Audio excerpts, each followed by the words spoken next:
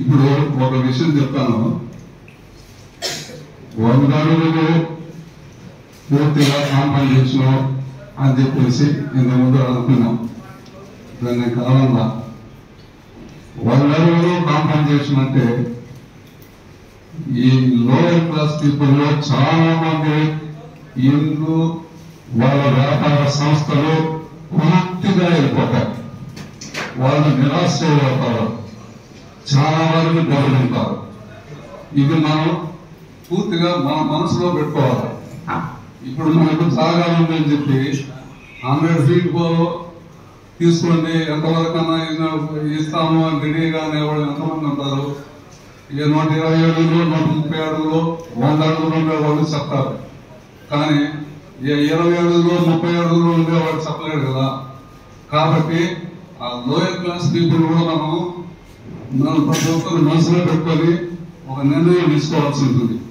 అదేవిధంగా ఇప్పుడు ఈ హోటల్ ఒక ఇండస్ట్రీ, అక్కడ ఉండే ప్రభాస్ హోటల్, అది ఇట్లా మేజర్ బిజినెస్ సంస్థలు కూడా 100 అడుగులు పెట్టినప్పుడు ఇంచుమించు వాళ్ళు కౌంటర్లు కలగకపోతే ఇన్ని కోట్ల రూపాయలు విలువ చేసే ఈ సంస్థ ఈ విధంగా దెబ్బతింటే వాళ్ళ వ్యాపారాలు ఏ విధంగా చిరిగిపోతాయి అనేది కూడా అప్పర్ క్లాస్ లెవెల్లో కూడా వాళ్ళ బిజినెస్ గురించి మనం ఆలోచన చేసి నిర్ణయం తీసుకోవాలి. అక్కడ నుంచి బిల్డింగ్ ఇన్స్ట్రక్టర్ వాడు లోడీలాగా అందరినీ అన్ని బిల్డింగ్ వెళ్ళి బెదిరిస్తా ఉన్నారు. నేను ఒక లేకుండా గట్టిగా వార్నింగ్ ఇచ్చా. నాకు ఇంతవరకు 100 మంది కనబడి, కానీ ప్రతి బిల్డింగ్ దగ్గరికి వెళ్ళి మీరు వారంలో ఖాళీ చేయాలా లేకపోతే ఎత్తు మారేస్తాం. కాబట్టి మాకు ఎవరు భయపడాల్సిన అవసరం లేదు. అట్లాంటి పరిస్థితి ఎవరికైనా వస్తే మాకు ఎవరికైనా 4 ఫోన్ చేసి మాకు 20 మంది వస్తాం పడింది. సో వాటి తిరగబడితే వాడు మన సైడే రాడు.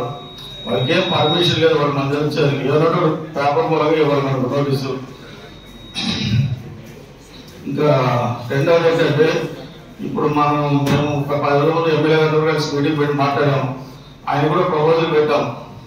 20 రోజులు తీసుకోండి, 100 వద్దు. మన పొరకమట అంతా కూడా అపోలో 80 రోజులు 70 సో 80 రోజులు తీసుకోండి. తీసుకొని సెంటర్ లైటింగ్ ఇటు సైడ్ పనులు సరిపోతున్న రోడ్డు. సో మాకు ల్యాండ్ వరకు టీడీఆర్ పాయింట్ యాక్సెప్ట్ చేస్తాము. బిల్డింగ్లకి మాకు నగరం కూడా క్యాష్ ఇవ్వాలా. ఇంకా రెండోది ఏంటంటే గిరిపేటలో 70 feet తీసుకోమని చెప్పాం. ఎందుకంటే రోడ్స్ చాలా మంది నష్టపోతారు కాబట్టి. పూర్తిగా కోల్పోయిన వాళ్ళు కూడా వాళ్ళకు నగలు ప్లస్ వాళ్ళకు ఆల్టర్నేటివ్ ప్లేస్ ఇప్పిస్తాను ఎమ్మెల్యే గారు మాకు ఒప్పుకున్నారు. సో ఏదో ఒకటి సాల్వ్ అవ్వాలి కాబట్టి మేము కూడా చెప్పొచ్చాము ఆయనతో. సో అది మీకంతా కూడా తెలియదు కాబట్టి మేము చెప్తా ఉన్నాము. రెండవది మనం ఈ మున్సిపాలిటీలో ఎవరు వచ్చినా మీరు ఎవరు భయపడకండి, ఎవరు మీరు రాసికండి. ఏదో ఉంటే మా అభివృద్ధి వాడతామని చెప్పండి. సో దయచేసి ఇది అందరూ గుర్తించుకోవాలని కోరుతున్నాము.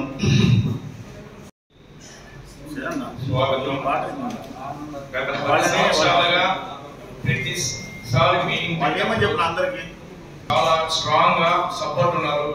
చాలా సంతోషం. ఎప్పుడు మీటింగ్ పెట్టినా మీరు ఇంత సంఖ్యలో వస్తున్నారు. ప్రతి ఒక్కరూ మమ్మల్ని నమ్మి, మన యొక్క యూనియన్ నమ్మి, మన అసోసియేషన్ నమ్మి మీరు ఇదివరకు గత 2017 నుంచి మీరు 2020 దాదాపు 9 సంవత్సరాలుగా మీరు ఇస్తున్న సపోర్ట్ చాలా సంతోషం అండి. మీ సపోర్ట్ లేకపోతే మనకు లేదు. ఎందుకంటే అసోసియేషన్ కూడా నిలబడదు.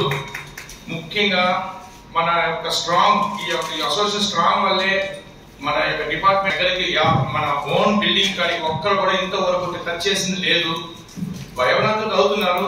ఇప్పుడు మన గవర్నర్ ఎమ్మెల్యే గారు చిత్తూరు డెవలప్మెంట్ చేయాలని ఒక మంచి సంకల్పంతో అతను రోడ్ని గవర్నమెంట్ శాఖ ప్రతి ఒక్క దాన్ని డెవలప్ చేసి 100 feet చేయాలని చెప్పి ఉత్కంఠతో ఉన్నారు అతను. కాబట్టి ప్రతి ఒక్కరు 100 feet పోతే చాలా వరకు కొన్ని కోట్లు నష్టమవుతుంది. చిన్న బిల్డింగ్ మొత్తం పూర్తిగా వెళ్ళిపోతుంది.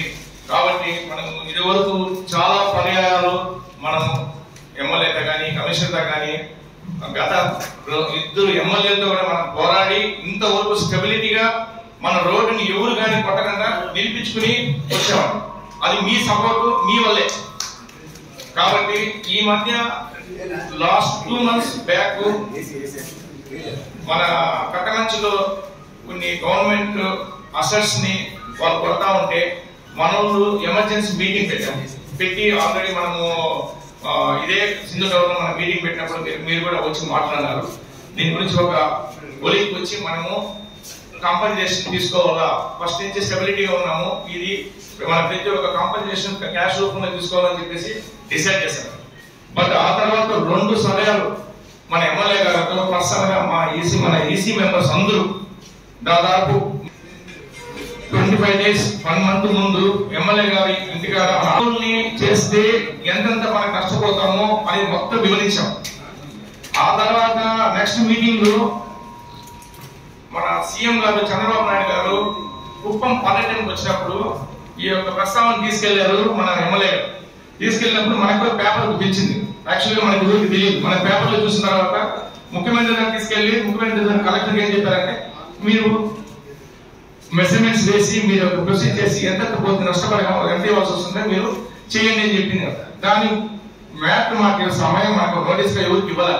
పేపర్లో చేసిన తర్వాత ప్రెసిడెంట్ గారు మేమంతా కలిసి ఈ విషయాన్ని కనుక్కోవాలి, ఎంతవరకు నిజము ఏమిది అని చెప్పి వెళ్ళినప్పుడు సమస్య వచ్చి మొత్తం టోటల్ గా మేము మాట్లాడి అని చెప్పాము. 100 అడుగులని 80 అడుగులకి మేము ఓకే, ఎమ్మెల్యే గారు కూడా 80 అడుగులకి సముచితంగా సానుకూలంగా ఒప్పుకున్నారు. ఇంకొకటి మనం డెమాలిష్ చేసి కన్స్ట్రక్షన్ చేసుకోవాలా, దానికి కాంపెన్సేషన్ ఇచ్చేదానికి కూడా ఒప్పుకున్నారు. అది కూడా ఒప్పుకున్నారు. ఈ 5 అడుగులు 10 అడుగులు పోతే దానికి మటుకు టీడీఆర్ ఇస్తామని చెప్పి వాళ్ళు దీన్ని కంపల్సరీ ఇస్తాం టీడీఆర్, దానికి మీరు దానిపైన మన క్యాష్ కాదు అని చెప్పి అందరూ కూడా ఈ యొక్క సమయాన్ని సార్ మా పెద్దలు మా ప్రెసిడెంట్ గారు మా లీగల్ అడ్వైజర్ మీకు కొన్ని విషయాలు చెప్తారు. ఎందుకంటే చాలా వరకు ప్రభుత్వంతో డిస్కస్ చేసినప్పుడు పెద్దలందరూ మాట అన్నారు, ఒక కొలిక్కి దిగి వచ్చారు. మనందరూ కూడా సేఫ్ గా డెవలప్మెంట్ కోసం అడిగినారు కాబట్టి మేము క్యాష్ రూపంలోనే ఉన్నాము.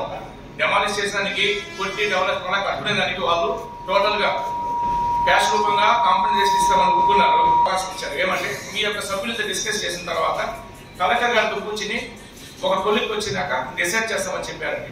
ఇది కొంచెం సానుకూలంగా వచ్చింది. మీరు కూడా కొద్దిగా ఆలోచించి మనం అందరూ కొద్దిగా మీ ఒపీనియన్ తీసుకుని మీరు కూడా కొద్దిగా చూడండి, మాకు సజెషన్ చేయండి, మాట్లాడతాము.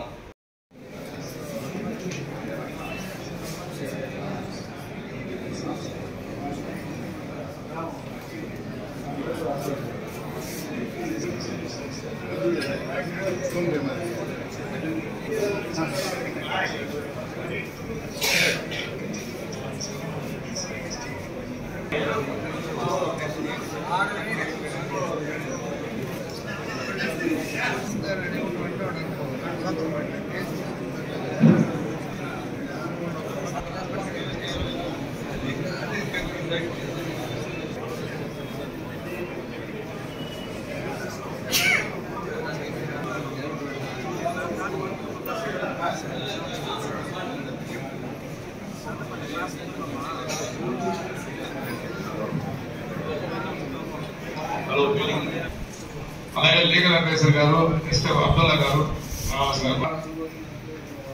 అత్యవసర సమయంలో మీకు కొన్ని ముఖ్య ఘటనలు మన పెద్దలందరూ జరుగుతారు. మీకు దయచేసి వెయిట్ చేయండి, ఇంకా రావాల్సిన వాళ్ళు చాలా మంది ఉన్నారు.